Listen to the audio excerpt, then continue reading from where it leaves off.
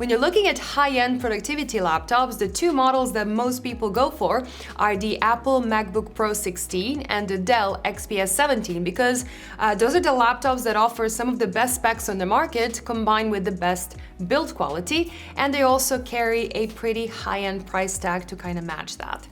But there are also other laptops on the market that are worth checking out too, and today I'm going to talk about this Creator Z17, which is a model that MSI made to fit this top tier segment as well. So it is made of metal, it is pretty thin, but it still holds the fastest hardware that money can buy. And yes, you will need a lot of money for this one as well. So let's see how it performs and if it's worth getting at all. Let's begin. This video is brought to you by Corsair and their MP600 Pro LPX SSD. This high-performance Gen 4 SSD offers read speeds of up to 7100 megabytes per second, and it comes with a nice low-profile heatsink, making it a perfect fit for your PlayStation 5 as well as your PC. It is available in several capacities, going up to 4 terabytes, and it comes with a comfortable 5-year-long warranty. Check it out using the links in the description below. On the outside, the Z17 looks pretty clean and pretty elegant with its less is more design, but I do kind of wish they made the MSI logo a bit less prominent. That being said, I really like the lunar gray color that they went with, and I love that it is not extremely sensitive to fingerprints, which is a common problem for a lot of laptops out there. MSI is selling this as a CNC milled unibody chassis, but it feels a little bit softer than the panels on my MacBook and on my XPS 17, and it has a little bit more flex as well. Now that difference doesn't really matter that much in the actual use, but it is noticeable when you put them side by side, and it also feels a tiny bit less impressive in comparison. It is surprisingly portable for a 17-inch high-spec laptop. It is only 19 millimeters thin, and it only weighs 2.5 kilos without the charger. On the left side, we have the power connector, 2 Thunderbolt ports with one of them allowing USB charging as well, and there is a headphone jack. And on the right side, there is an SD card reader, a 10 gigabit USB Type-A port, and an HDMI 2.1 port that supports 4K 120 or 8K 60 monitors. Now, ideally, it would have been nice to see a wired network connection, but other than that, I would say it's a pretty reasonable setup. Now, it is very easy to open it up with one hand, and if you go beyond 100 degrees or so, it lifts up the bottom of the laptop, which gives it a bit of an extra airflow. Now, the build quality on the inside is pretty good too. There's a bit of a flex when pressing down on it, but nothing that would really affect your typing or your workflow. They went with a typical tactile keyboard that they use on most of their gaming laptops.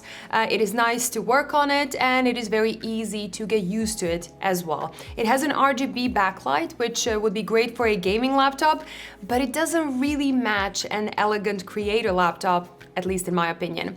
I guess it's good to have an option to set it to any single color that you like, but personally, I would have been fine with it just being white. When it comes to the touchpad, it is completely fine as well. It is pretty large, it is pretty smooth, and it has an excellent wrist rejection, which is very important because most of the time your right hand will cover it while you're typing. But let's see that performance. Every thin, high-performance laptop needs to find a good balance between performance, thermals, and noise, which is not that easy when you have a high-power i9-12900H in a small chassis like this one.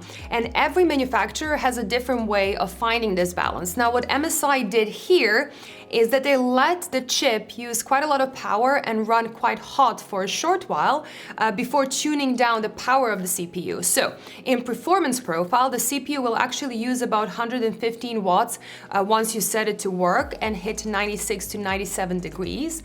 But after a minute or so, it drops down to 70 watts and it cools down. So if we look at benchmarks that don't take too long to complete, the Z17 is all the way up there with the fastest laptops on the market. But if a task takes a little bit longer, like the 10-minute Cinebench R23 benchmark, for example, it will drop down in the charts. Now keep in mind that even at 70 watts, the i9-12900H is still one of the fastest CPUs in the market, and it will handle pretty much anything really well. But it also means that it's better suited for tasks that require a lot of CPU power for a short while. So if you are someone that spends a ton of time exporting long video projects, you might want to reconsider if going thinner is worth it for you or not. Now, during longer workloads, the CPU stays at acceptable temperatures, but it is a bit noisy, standing at almost 47 decibels. Now, if you want even better thermals, MSI offers a cooler boost setting, but that makes the laptop so obnoxiously loud that I just cannot really recommend that unless you're really sitting alone and using a good headset. If you want something quieter, there is a balance mode as well, which drops to a very nice and comfortable 35.4 decibels under load, while still showing good temps. Now, the CPU power does drop to 35 watts, which hurts the performance a bit more. Still, you do have two usable and completely different profiles to choose from, depending on what you're doing. If we look at gaming or other workloads where the GPU uses a lot of power, cooling becomes even harder to balance. Now, exact CPU and GPU power levels will vary per game and per application, but if we look at Cyberpunk, for example, we can see temps just under 90 degrees, while the GPU is using around 75 watts of power and the CPU around 35 watts. Now, the fans are definitely audible at around 46 decibels again, but it is manageable. Now, I just think the balance mode is worth using if you care about GPU performance. It does make the laptop quieter, but it drops the GPU power to about 58 watts, which again really hurts the performance. If we look at the specs, the GPU is supposed to boost up to 90 watts, and even though it hits that number sometimes, most of the time it is around that 75 watt mark, and that puts this Creator Z17 in a tough spot compared to thicker laptops with much higher power limits. If we compare it to the 115 watt Scar 15, for example, that comes with a 3070 Ti, the Scar will be a lot faster. And I do know that this is not a gaming laptop and that it will still easily outperform other thin and light productivity laptops like the XPS 17, for example, with a low power 3060. But I also think that it is fair to mention that even though you spend a lot of money to buy an RTX 3080 Ti laptop to get the best performance, a lower spec laptop that has higher power limits will do better in gaming as well as non-gaming tasks, so do keep this in mind. Now, the Creator 17 comes with a 2560 by 1600p display that runs at 165 Hz, which is also a bit confusing for a productivity laptop because they decided to go for a higher refresh rate instead of going for a higher resolution. And there are actually no 4K options available at all. It only comes with this Quad HD Plus display. And while its higher refresh rate will make it feel smoother than a 60 Hz display and a bit more vertical pixels is nice to have, a 4K resolution screen will be sharper and it will offer more workspace, which in my opinion would fit this laptop a bit more. It is a touchscreen panel and it is compatible with the MSI pen, but unfortunately the pen is optional, so in some regions and stores it will be included, but not always. So my unit, for example, didn't come with one, so I cannot really tell you how it works, but if you want to buy the pen yourself, it will cost you around 100 euros or around $130 in the US. Now, the fact that it is touchscreen does make it more reflective than most non-touch laptops, and that can look very pretty with colors popping just a bit more, but it can also be very annoying if you're using it in a very bright environment because it will just reflect everything. Now, in other areas, the display is fine, but it's also not amazing. So the brightness caps out at 383 nits, which is more than enough for indoor use, but it is a bit low for proper outdoor use. The minimum white level is 80 nits, so it does dim nicely if that is important to you. Now, contrast is somewhat disappointing, standing at 935 to 1, and the color performance is good, but it is not top tier. You get a proper sRGB coverage and about 92% of P3 gamut coverage. The same goes for the factory calibration, so most colors are calibrated well, but there are a few hiccups here and there. Now the gray balance is off by a lot, for example, so if you're really critical about color accuracy and gray accuracy, you do have to calibrate it yourself. Now the Z17 has a 90 watt-hour battery, which gives it a reasonable battery life. In the PCMark 8 test, it lasted about 3 hours and 45 minutes, and in the PCMark 10 Modern Office benchmark, around 5.5 hours. So it's not bad, but it's also not an all-day sort of a laptop. You can stretch it up to about 6 hours while watching Netflix, but don't expect to game or work with the GPU because you'll be out of the battery in about an hour and a half. The speakers are decent, they have a pretty nice sound quality, but they don't go too loud, and the webcam is definitely good enough for some meetings, but it is not spectacular. Okay, so this is the test of the camera and of the microphone on the Creator Z17 from MSI. Actually, it looks pretty decent. Bye. Now, since this laptop is so thin, there isn't that much you can actually do when it comes to maintenance and upgradability. Most of the motherboard is taped over with insulating tape that is hard to remove and to reapply, and you won't be able to upgrade the memory, but they did make it easy enough to clean the fans, to change the Wi-Fi chip, to change the battery, and to add a second SSD to it. But there are a few things that don't really sit well with me, and the first thing is that even though the CPU and GPU thermals look okay, some parts of the laptop itself do get pretty hot. So while working in Premiere or while playing a game, for example, the part that is above the keyboard as well as the bottom of the display itself easily hit around 55 degrees, which really feels hot. And it is a touch screen, so touching is kinda implied.